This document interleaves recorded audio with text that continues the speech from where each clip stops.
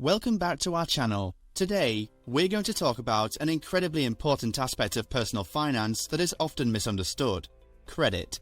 In this video, you'll learn the truth about credit, including its history in the United States, common misconceptions, the biggest factors that can positively or negatively affect your credit score, and tips for building good credit.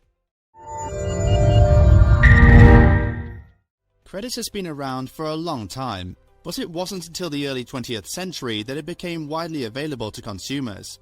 In the early 1900s, department stores and retailers began offering credit to their customers as a way to encourage spending. This was particularly important during the Great Depression, when many Americans were struggling financially. Credit allowed people to buy goods and services they couldn't afford to pay for up front. At the same time, banks began issuing credit cards to their customers. The first credit card was introduced by the Diners Club in 1950, and it was mainly used by businessmen to pay for entertainment and travel expenses.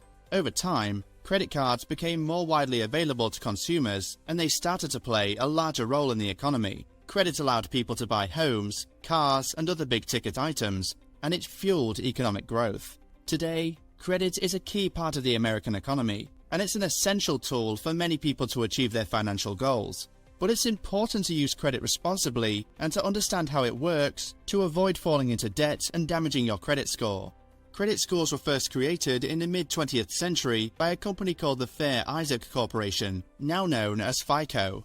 In the 1950s, lenders began using credit scores as a way to evaluate a borrower's creditworthiness more quickly and objectively than by manually reviewing credit reports. The first FICO credit score was created in 1956 by Bill Fair and Earl Isaac, who both were engineers at Stanford University.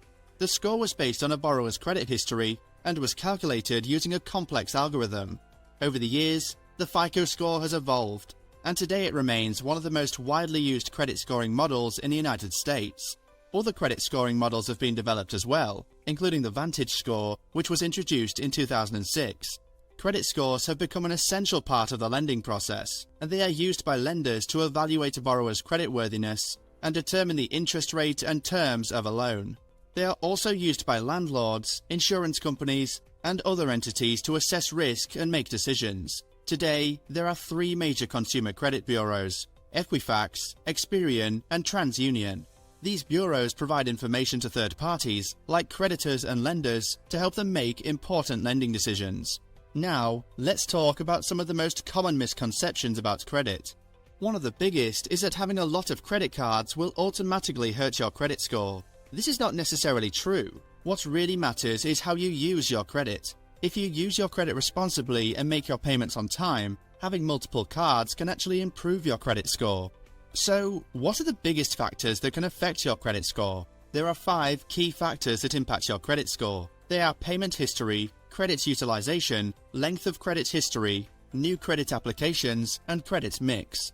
The two most important are your payment history and your credit utilization. Payment history refers to whether or not you make your payments on time, while credit utilization is the amount of credit you are using compared to the amount of credit you have. For example, let's say you have 2 credit cards with a combined credit limit of $10,000.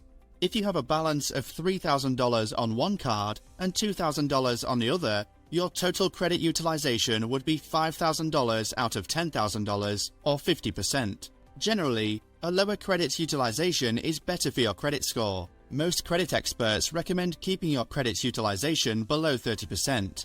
This means that if you have a credit limit of $10,000, you should aim to keep your balance below $3,000. If you have a high credit utilization, it can indicate to lenders that you are relying too heavily on credit, and it may make them hesitant to extend you more credit. This can negatively impact your credit score. To keep your credit utilization low, you can make payments more frequently rather than waiting until the due date. You can also ask for a credit limit increase or apply for additional credit cards to increase your available credit, but be careful not to use the additional credits to rack up more debt.